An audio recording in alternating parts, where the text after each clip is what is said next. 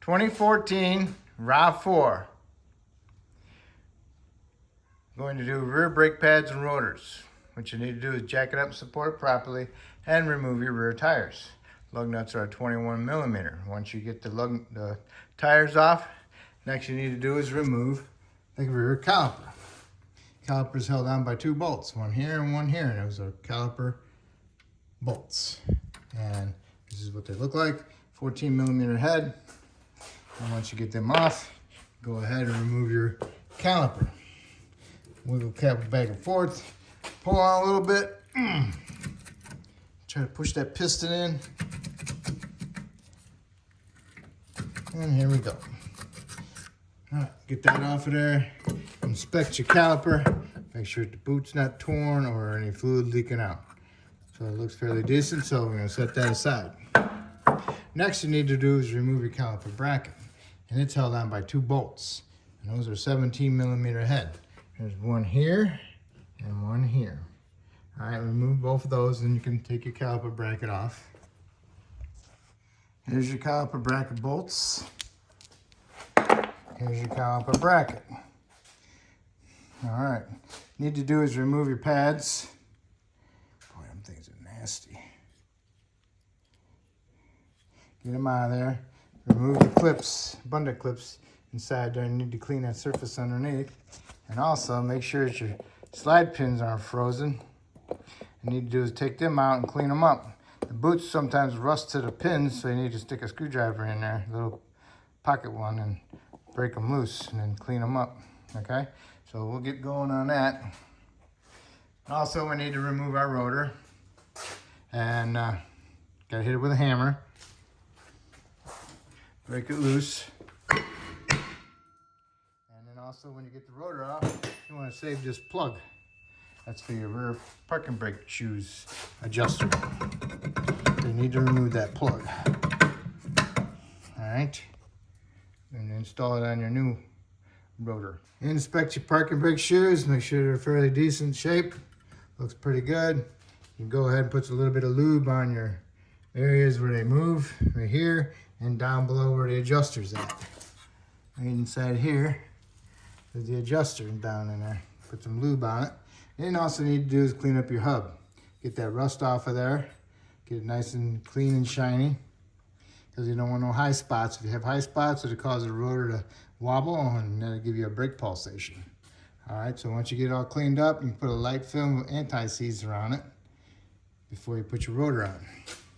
Also, now if you got a big pair of channel locks, you can squeeze the caliper piston in or use a C-clamp with an old pad.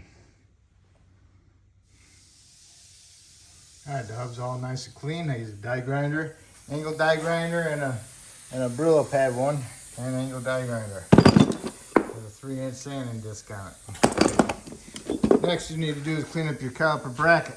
Pretty rusty, nasty. Got all that rust in there that won't allow the pads to move properly. Give you uneven wear, all right? Okay, I got my caliper brackets pretty clean. Now all I gotta do is get my slide pins cleaned up. All right, one of my slide pins is all rusty inside there. I used a hacksaw blade to help clean it up. And then I go ahead and I roll it in some Sil Glide.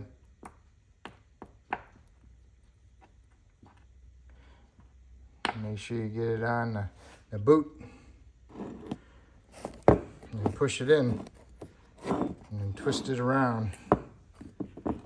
Put some Sil Glide on that boot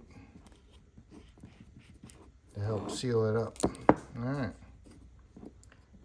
Get those done. So now I gotta do is put some paint on my bracket and let it dry. Piston's pushed back in on my caliper. And I seize on my hub assembly. That helps it keep it from rusting. Got my new rotor, washed it with soap and water. Put my little plug in there. Now I can install it on the vehicle. All right, here's my brake pads. All right, don't forget, anti-rattle clips. Make sure you install them. Comes with them, so put them in there. All right, now you got your hardware. You got two sets, a big set and a little set. The difference is distance between here and here. All right. See how that one sits in there pretty slappy? That's the wrong one. Okay. Now you see how that one is? Pretty tight. So that's the right one. Okay. And then you want to push them in there.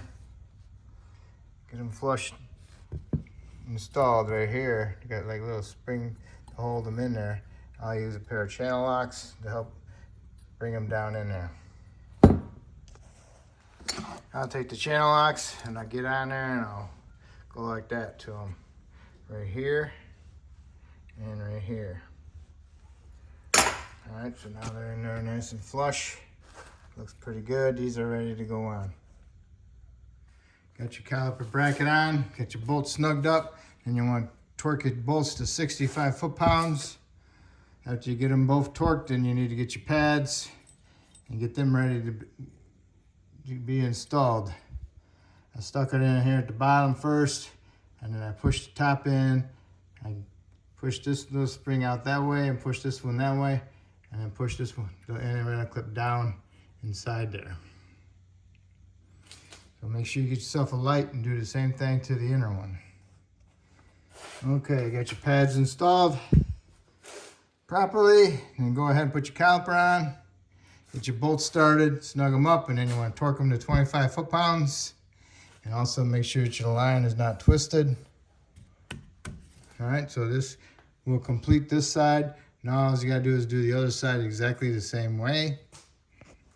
And then after that, you need to do is put your tires on, torque your lug nuts to 90 foot-pounds, lower it down to the ground, go inside the vehicle, start it, push the pedal to the floor a couple times.